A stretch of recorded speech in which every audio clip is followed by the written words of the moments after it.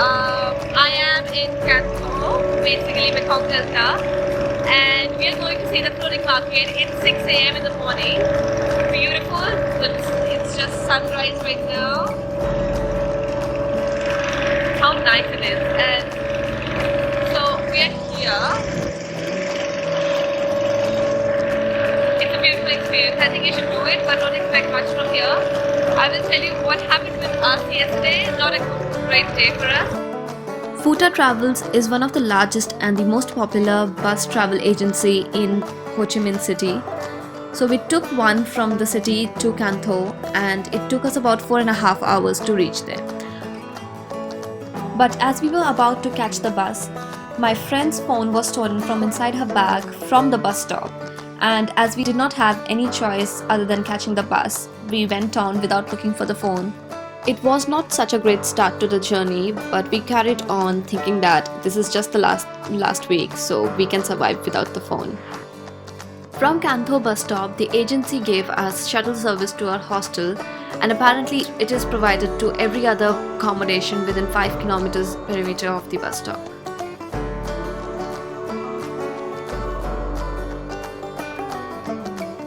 We are in Mekong Delta and our hostel is a kind of a joke. I'll show you how it is. The second shock that we received was that our hostel was not as we expected. The pictures showed it to be something else and the room turned out to be something else. It looked as if the room was actually a bathroom which has been converted into a room. We still managed to stay a night because we were very excited about seeing Kai Rang and Phong Dien floating markets of Can Tho, which the place is famous for.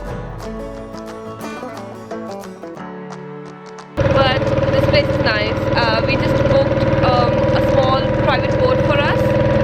She's going to take us to both of the markets, and we paid 200,000 dong each. I don't mind paying them because they're old and they're poor, so the money goes straight to the fishermen.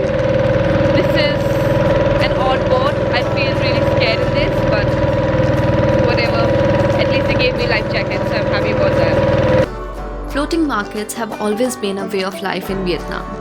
People gather their boats at one place on the rivers and buy, sell fruits, vegetables and other things to earn livelihood.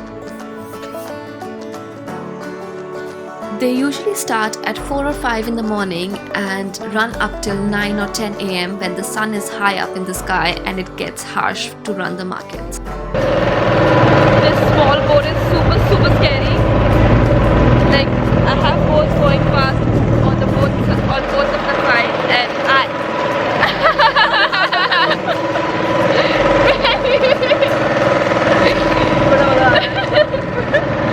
don't know what the fuck is happening with me. Kai Rang is the largest and the most popular floating market in Can Tho city, and people had advised me to go there and see how beautiful and exciting it is. It takes about 5 hours to visit the two main markets of Kai Rang and Phong Dien and come back to the pier again. But because we were traveling during the Tet festival, which is the Vietnamese New Year, and during the main 5 days of the New Year festival, Kai Rang was barely open and Phong Dien market was closed. We could see really less number of boats selling fruits and vegetables and very few restaurants like these ones open that were serving breakfast to the tourists, and I was very disappointed because this is what I had come here for. Everything is closed because of the New Year. The Kai Rang market was like barely open and the Phong Dien market is closed. But the old lady was so nice and considerate of us and saw that we got disheartened when we did not see the markets. She took us through the backwaters and took a longer route so that we could spend more time on the boats, see the lesser visited places and through the backwaters of Can Tho of the Mekong River, and showed us everything that people not usually go through. Rather than taking the same route that we came through, she took us through the back area where the villages were set up, people were going through their daily lives and the water was calm, and it was such a nice experience.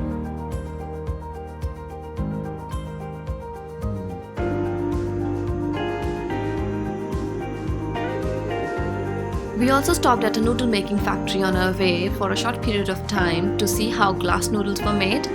Although this was not in our itinerary and the lady who booked the tour for us did not say anything about it, but the lady who was taking us around in her boat was so nice that she stopped there for us to see it and have another experience.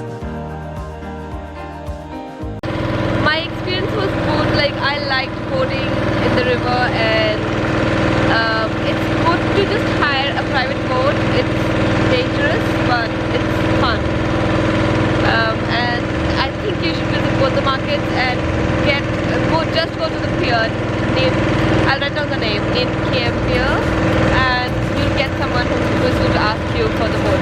I did a charge. They asked for 500,000 BND for 2 people, but we negotiated down to 400,000. So I think it's a good deal, and I quite like just going around here. Although we could not see the Kai Rang floating market in action, but this boat ride was really nice. I would say it was one of the best experiences I had, away from the crowds and away from everything else. I could actually see how people in southern part of Vietnam lived and how much it was different from the northern part of Vietnam. This boat ride made me realize that we need to appreciate whatever we have and be happy about it, because there are people who have lesser and are happier than us.